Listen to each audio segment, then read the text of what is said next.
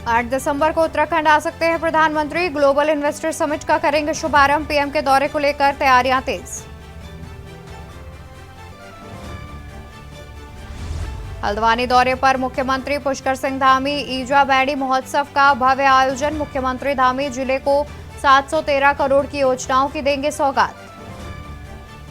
Pneumonia और influenza flu को लेकर अलर्ट। चीन में फैल रही बीमारी के बाद उत्तराखंड में सतर्कता बरतने के निर्देश। गाइडलाइन की गई जारी।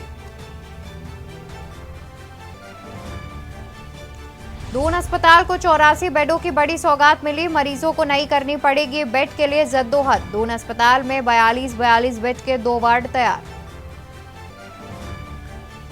महिला होमगार्डों के लिए खूब खुशखबरी। अब मिलेगा मातृत्व अवकाश। सिफारिश पर शासन ने लगाई मुहर।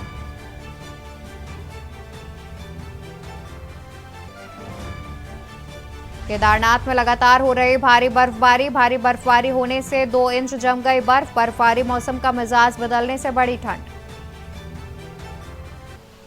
आप देख रहे हैं के न्यूज़, खबरों का सारथी। नमस्कार, मैं हूं आपके साथ अवंतिका अवस्थी। बात करेंगे उत्तराखंड खबरों पर। खबर हम आपको ऋषिकेश से बता देते हैं, जहां पर एम्स में 24 घंटे डॉक्टरों की निगरानी में रहेंगे मजदूर। बता दें कि 24 घंटे डॉक्टरों की निगरानी में रहेंगे 41 मजदूर। सिलक्यारा टनल में फंसे श्रमिकों को एम्स में कराया गया भर्ती। सिलक्यारा टनल में फंसे श्रमिकों को एम्स में कराया गया भर्ती। एम्स डॉक्टरों की टीम श्रमिकों के स्वास्थ्य परीक्षण में जुटी। मजदूरों को डॉक्टरों की देखरेख में रखा जाएगा। मजदूरों को डॉक्टरों की देखरेख में रखा जाएगा। श्रमिकों की एम्स में मानसिक स्वास्थ्य समेत कई जांचें की जाएंगी। जांच में फिट मिलने वाले मरीजों को किया जाएगा डिस्चार्ज। सभी मजदूरों को एम्स के डॉक्टरों की निगरानी में रखा जाएगा।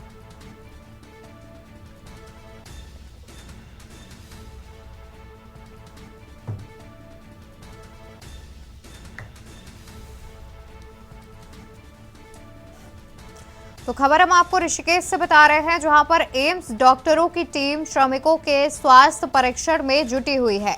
मजदूरों को डॉक्टरों की देखरेख में रखा जाएगा। बता दें कि स्वस्थ मजदूरों को डिस्चार्ज भी किया जाएगा।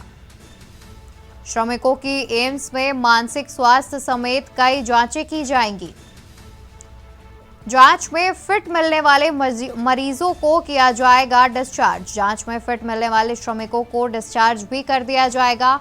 सभी मजदूरों को एम्स के डॉक्टरों की निगरानी में रखा जाएगा। 24 घंटे डॉक्टरों की निगरानी में रहेंगे मजदूर। सिलक्यारा टनल में फंसे श्रमिकों को एम्स में कराया गया भर्ती। एम्स डॉक्टरों की टीम श्रमिकों के स्वास्थ्य परीक्षण में जुटी। वहीं मजदूरों को डॉक्टरों के देखरेख में रखा जाएगा और तमाम प्रकार की जो जांचें हैं वो की जाएंगी। मानसिक स्वास्थ्य समेत तमाम जांचें मजदूरों की जाएंगी और इन जांचों में फिट मिलने के बाद उन श्रमिकों को डिस्चार्ज कर दिया जाएगा। जो इन सभी जांचों में फिट मिलेगा उन मरीजों को, उन श्रमिकों को डिस्चार्ज कर दिया जाएगा। सभी मजदूरों को एम्स के डॉक्टरों की निगरानी में रखा जाएगा। इसी खबर पर तमाम जानकारी के लिए हमारे साथ ब्यूरो चीफ राजेश वर्मा जुड़े हुए हैं। राजेश, ये देखा जाए तो एम्स पहुंच चुके हैं सभी श्रमिक जो है हमारे, और उन्हें अब डॉक्टरों की देखरेख में रखने की बात सामने आ रही है। कल लगभग इसी टाइम के करीब पहुंचे हुए थे सभी मरीज, तो अभी उन्हें 24 घंटे रखने की बात सामने आ रही है। इस पर क्या कुछ जानकारी है?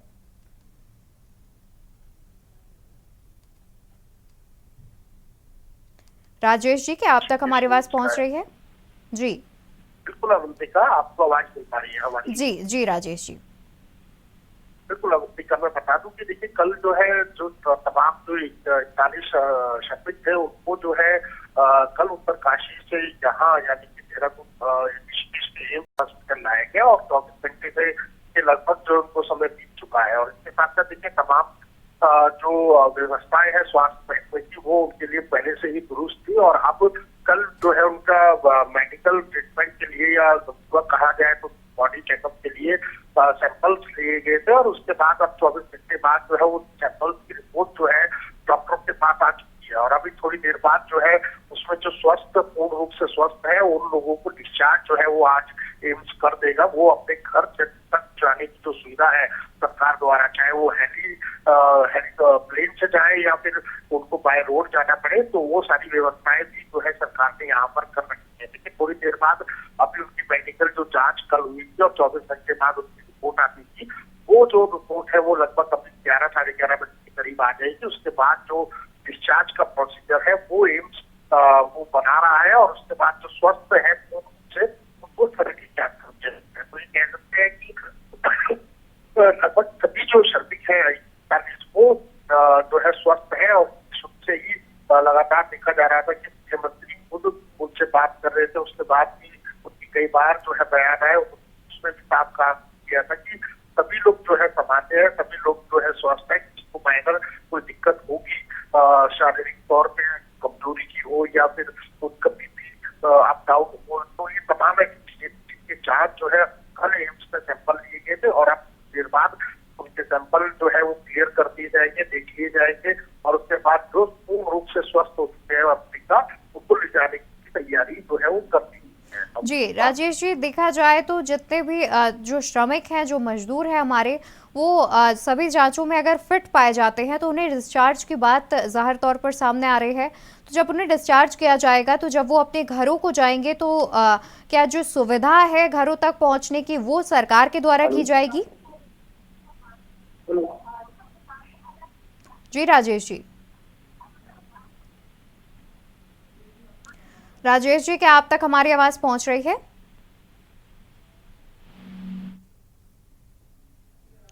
तो हमारे ब्यूरो चीफ से हमारा संपर्क नहीं हो पा रहा है। आपको बता दें कि लगभग 24 घंटे निगरानी में रहेंगे सभी मजदूर, एम्स डॉक्टरों की निगरानी में रहेंगे सभी मजदूर। और बता दें कि मानसिक स्वास्थ्य समेत तमाम जांचें की जाएंगी। इन जांचों में जो फिट पाया जाएगा उन्हें डिस्चार्ज कर दिया जाएगा और इसके अलावा जो इन जांचों में फिट नहीं पाया जाएगा उन्हें अभी डॉक्टरों की देखरेख में भर्ती ही रखा जाएगा।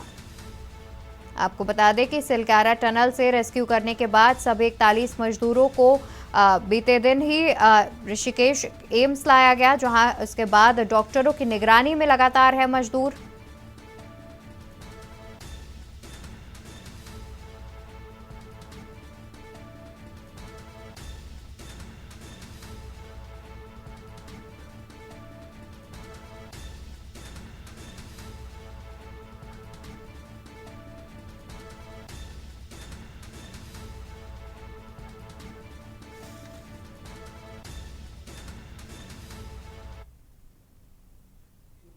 तो वहीं मुख्यमंत्री पुष्कर सिंह धामी का आज हल्द्वानी दौरा है। ईजा बैड़ी महोत्सव का भव्य आयोजन किया जाएगा आज, जिसमें मुख्यमंत्री पुष्कर सिंह धामी देंगे बड़ी सौगात।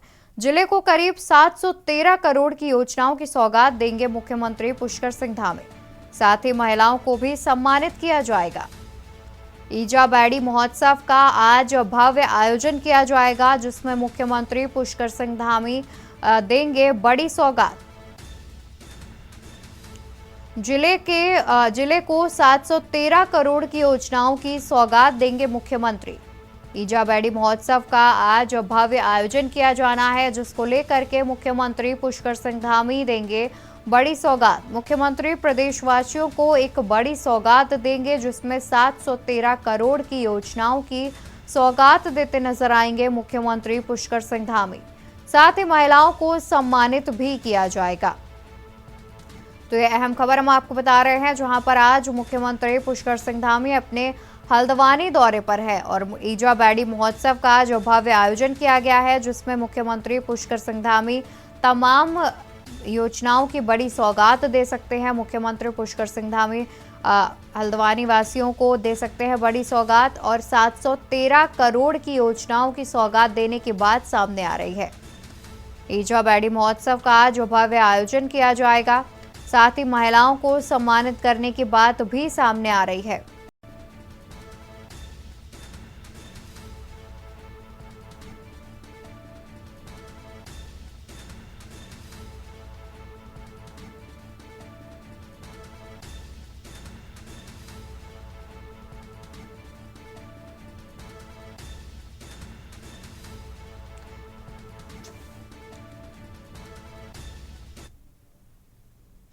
तो वहीं केदारनाथ में लगातार हो रही है भारी बर्फबारी होने से 2 इंच तक जम गई है बर्फ। बर्फबारी और मौसम का मिजाज बदलने से बढ़ी है ठंड। भारी बर्फबारी होने से 2 इंच तक जम गई है बर्फ। बर्फबारी और मौसम का मिजाज बदलने से बढ़ी ठंड। केदारनाथ, बद्रीनाथ और हेमकुंड साहिब में हुई है भारी बर्फबारी।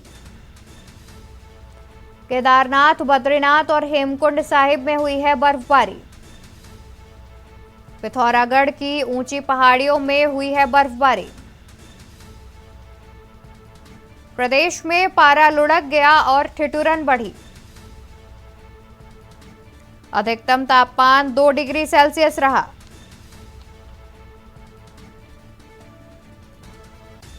केदारनाथ में लगातार हो रही है भारी बर्फबारी।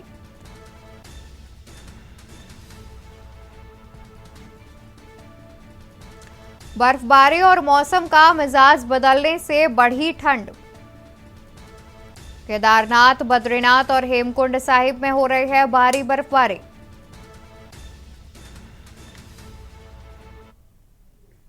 वही खबर कोटद्वार से सामने आ रही है, जहां पर अग्निवीर भर्ती रैली में 2544 युवा रहे सफल उम्मीदवारों के दस्तावेजों की होगी जांच। सफल उम्मीदवारों के दस्तावेजों की होगी जांच। 1 दिसंबर तक उम्मीदवारों के दस्तावेजों की जाएगी जांच। सफल उम्मीदवारों को कराना होगा ऑनलाइन पुलिस सत्यापन। सफल उम्मीदवारों के दस्तावेजों की जाएगी जांच। 1 दिसंबर तक उम्मीदवारों के दस्तावेजों की जाएगी जांच। सफल उम्मीदवारों को कराना होगा ऑनलाइन पुलिस सत्यापन। 28 फरवरी तक कराना होगा ऑनलाइन पुलिस सत्यापन। अग्निवीर भर्ती रैली में 2544 युवा रहे सफल। खबर आपको कोटद्वार से बता रहे हैं, जिसमें सफल उम्मीदवारों के दस्तावेजों की होगी जांच। 1 दिसंबर तक उम्मीदवारों के दस्तावेजों की जाएगी जांच। सफल उम्मीदवारों को कराना होगा ऑनलाइन पुलिस सत्यापन। सफल उम्मीदवारों के दस्तावेजों की होगी जांच। 1 दिसंबर तक उम्मीदवारों के दस्तावेजों की होगी जांच। सफल उम्मीदवारों को कराना होगा ऑनलाइन पुलिस सत्यापन। 28 फरवरी तक कराना होगा ऑनलाइन पुलिस सत्यापन।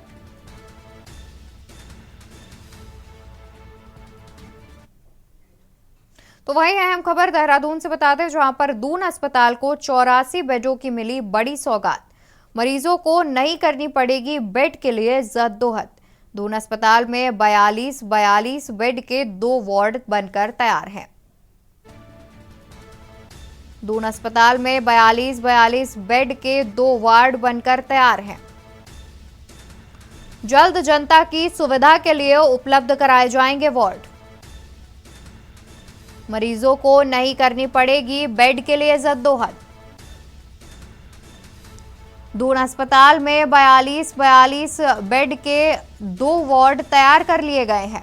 जल्द ही जनता की सुविधा के लिए उपलब्ध कराए जाएंगे।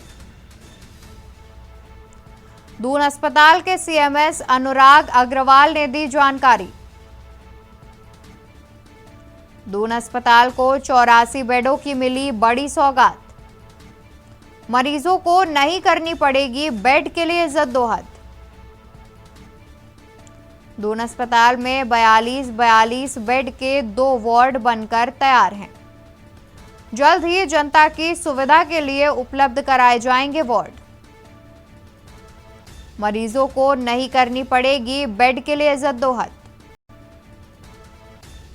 दून अस्पताल में 42 बेड के 2 वार्ड हैं तैयार। जल्द ही जनता की सुविधा के लिए उपलब्ध कराए जाएंगे दोनों वार्ड। दून अस्पताल के सीएमएस अनुराग अग्रवाल ने दी है जानकारी।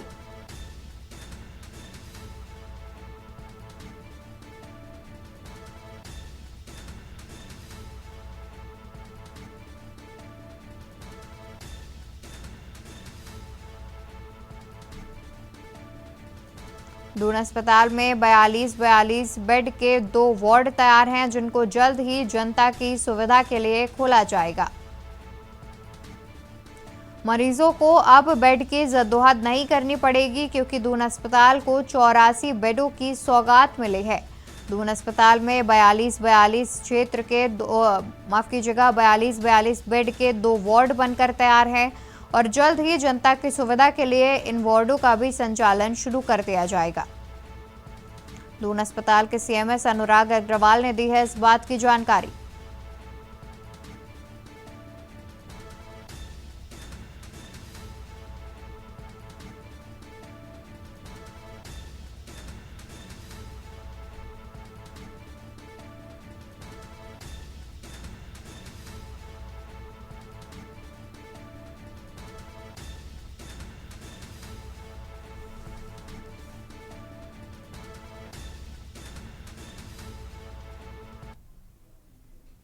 वहीं हल्द्वानी में राज्य निर्वाचन आयुक्त चंद्रशेखर भट्ट ने सर्किट हाउस पहुंचे। स्थानीय नगर निकाय चुनाव को लेकर अधिकारियों के साथ बैठक की। वहीं 8 दिसंबर तक घर घर जाकर मतदाता सूची के सर्वेक्षण कर नाम दर्ज करने के कार्य को महत्वपूर्ण बताते हुए अधिकारियों को तय समय पर कार्य पूरा करने के निर्देश दिए।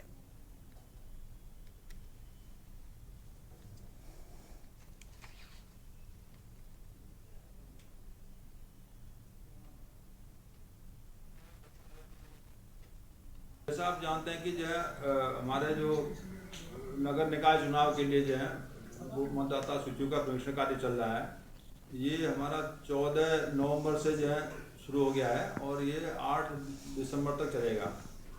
इसमें हमारा जो निर्देश है कि प्रत्येक वार्ड में संगणक जाएंगे और घर घर जाके अपने वो मतदाता सूची तैयार करेंगे।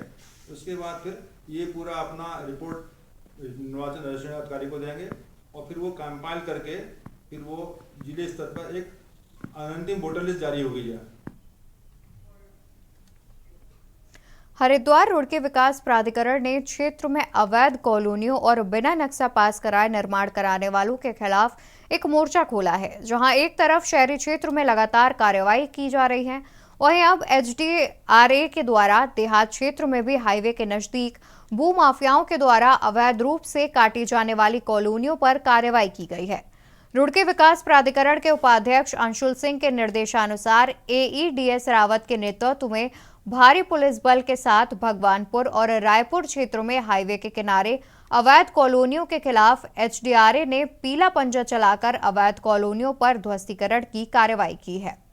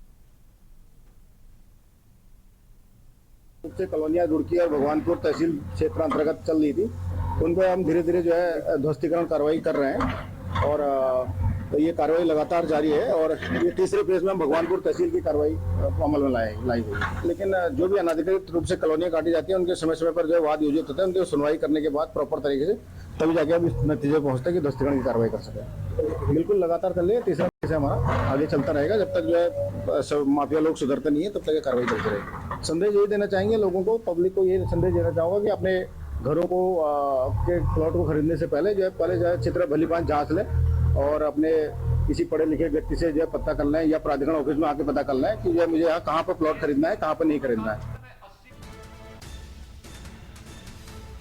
तो वहीं उत्तराखंड की खबरों में रुख करेंगे उत्तर प्रदेश के लखनऊ का, जहां पर मुख्यमंत्री योगी आदित्यनाथ विकसित भारत की संकल्प यात्रा में पहुंचे हुए हैं। तो गरीब के बारे में गरीब कल्याण भी हो रहा है, विकास के कार्य भी हो रहे हैं, नौजवान के लिए रोजगार की सुविधा भी उपलब्ध हो रही है और साथ साथ देश को दुनिया की एक बड़ी ताकत के रूप में स्थापित करने के कार्यक्रम भी साथ साथ चल रहे हैं। जब एक नागरिक खुशहाल होगा तो परिवार के बाद समाज और देश के बारे में भी सोचेगा और यही संकल्पना है। भाइयों बहनों, सरकार आपके बारे में सोच रही है तो आपकी भी जिम्मेदारी बनती है कि प्रधानमंत्री जी ने इसके लिए पंच प्रण की बात कही है।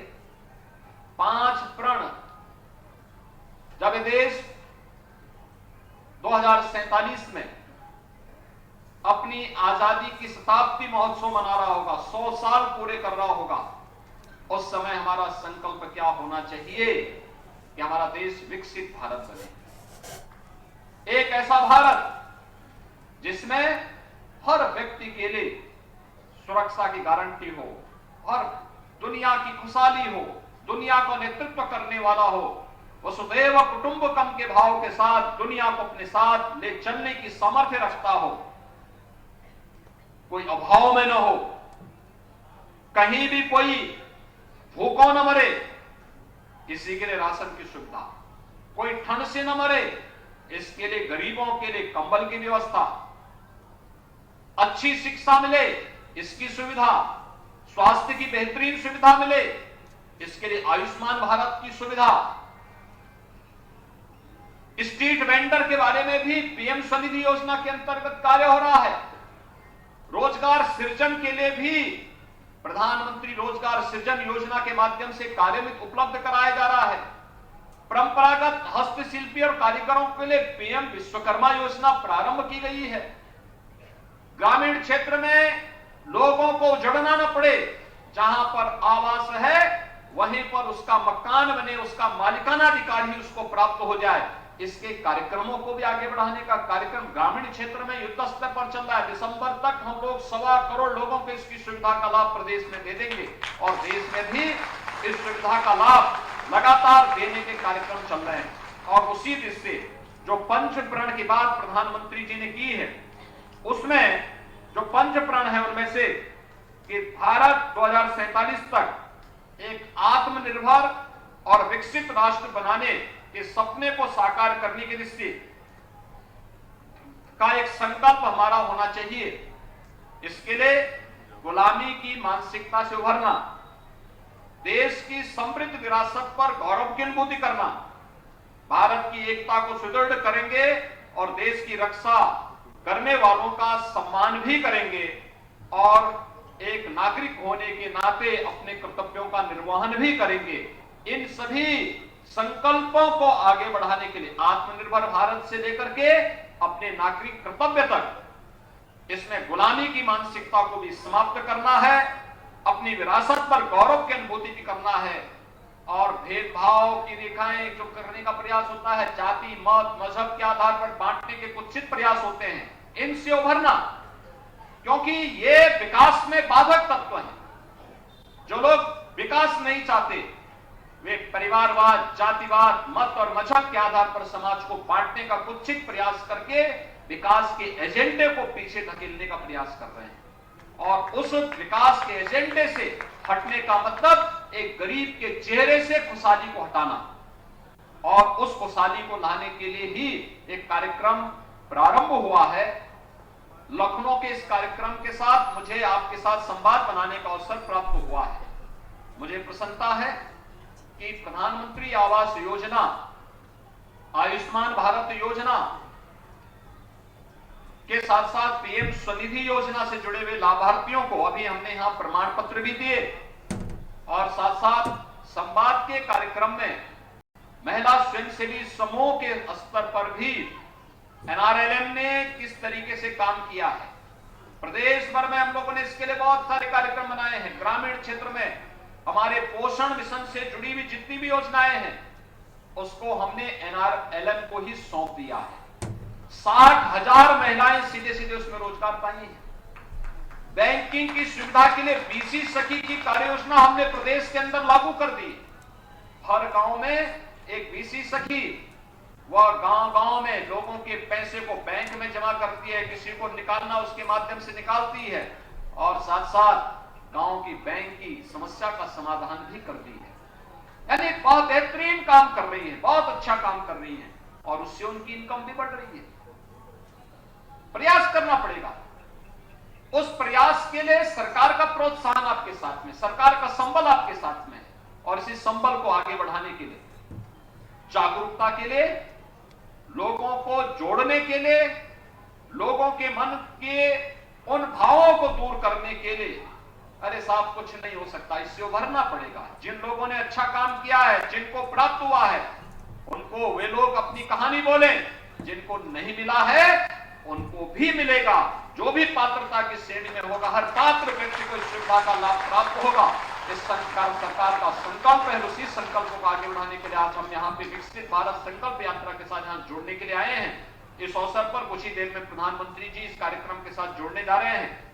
मैं इस अवसर पर आप सभी का हृदय से